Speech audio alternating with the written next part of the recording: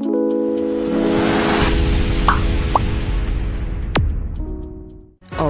adalah seni. Hari ini kita akan bicara tentang hasil dan diskusi studi in vivo ya. Kemarin kita kebetulan sudah bicara tentang RCT pada manusia, ini pada in vivo atau pada binatang. Jadi ini saya kasih contoh, saya ambil dari salah satu skripsi mahasiswa saya yang saya bimbing kebetulan ya. Jadi tujuan umumnya dia buat dua, gitu ya. Tujuan umum mengetahui efektivitas ekstrak daun kersen dibandingkan colchicine untuk sebagai antiinflamasi ya terhadap kadar TNF alfa pada tikus Gallovistar goat model arthritis ya. Kemarin sudah saya ngomong dua, ada Gallovistar dan ada Sprague-Dawley yang kebetulan dipakai pada penelitian ini adalah tikus Wistar gitu ya. Nah khususnya untuk mengetahui efektivitas daun kersen. Kemudian yang keduanya adalah untuk mengetahui kesesuaian dosis ekstrak daun kersen. Jadi dalam penelitian in vivo di keterangan saya sebelumnya ada yang harus kita persiapkan dulu untuk yang hal dalam in vitro dan in vivo ya.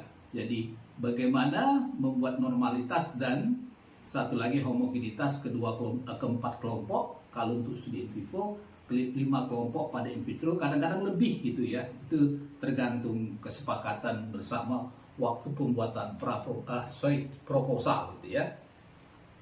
Jadi jenis penelitiannya sudah jelas adalah in vivo dengan analisanya pre and post test control group design. Populasinya sudah jelas itu tikus putih kebetulan dipakai ya. Jadi bisa saja yang Anda pakai adalah Gallovistar gitu ya. Waktu dan tempat itu ini ya harus dikasih tahu ya.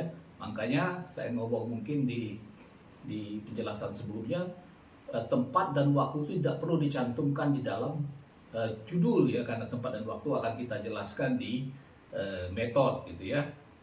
Yang sampel adalah 30 tikus putih. Ini sesuai dengan rumus Federer ya. Kita tolong ingat minimal dalam satu kelompok itu adalah 5 tikus gitu ya. Untuk memenuhi syarat UJT, karena dia 5 kelompok kita naikkan menjadi satu lagi 6. Jadi 30 tikus salah satu syarat untuk memenuhi UJT gitu ya. Karena kita tahu hampir 80% kira-kira penelitian in vivo ataupun in vitro atau RCT itu berakhir dengan before after analysis. Ini rumus Federernya 25 kelompok dan untuk tiap kelompok antisipasi satu tiap kelompok sehingga 30 ekor. Ini salah satu cara untuk memenuhi kriteria UJT ya. Jadi dia ada 6. Ini 5 kelompok, jadi 6 setiap kelompok, jadi 6 tikus ya. Nah ini kebetulan hasilnya sama. Sebenarnya normalitas homogenitas itu dibagi 2 gitu ya. Kita kemarin saya sudah ngomong normalitas pakai uji apa, homogenitas pakai uji apa. Ini untuk membuktikan, nah kali ini sudah dijelas ya, normalitas pakai Sapilo-Willig untuk jumlah sampel yang besar. Dan kemudian untuk uji homogenitas pakai Laven test atau uji independent t-test gitu ya. Kebetulan hasilnya sama P-nya, jadi disatukan oleh si peneliti ya. Nah kita lihat min-nya ya, min-nya gitu ya. Yang agak tinggi di sini adalah kelompok dosis 200 mg per kilogram berat badan. Tolong diingat untuk in vivo itu rata-rata tikus yang dipakai itu antara berat badannya antara 200 sampai 300 gram, tapi rata-rata 250 gram gitu ya. Ini yang kebetulan agak tinggi yang di 220 pada dosis 200 mg per kilogram berat badan. Jadi tahu dari mana ini homogen kalau P-nya di atas 0,05. Tapi kalau P-nya di bawah 0,5 dalam arti normalitasnya atau normalitasnya adalah tidak normal. Jadi tidak pakai UJT. Pakai kemarin sudah saya jelaskan Wilcoxon atau Mann-Whitney nantinya ya. Oke. Ini dulu jadi bagaimana menginduksi hewan coba itu ya, untuk berat badannya awal ini sebelum diinduksi ya. Ya, kemudian nah ini sesuai diskusinya adalah ini pakai Yao 2020 dan kepada Susilwati ini saya yang jelek ininya ya, mestinya nama Yao di atas gitu ya. Jadi dia pakai kalau si peneliti memakai 2-3 bulan dengan berat badan 200-300 gram.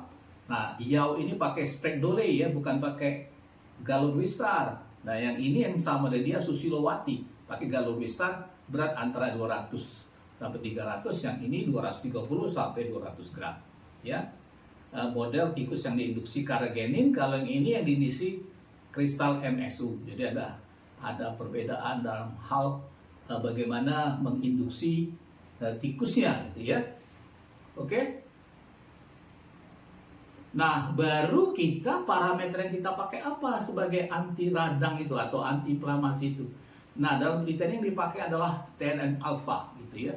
Nah, kita lakukan dulu ya, sebelum perlakuan itu berapa, untuk menyatakan dia memang benar-benar sama-sama normal dan sama-sama homogen, gitu ya.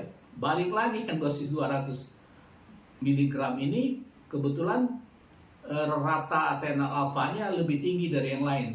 Tapi walaupun demikian,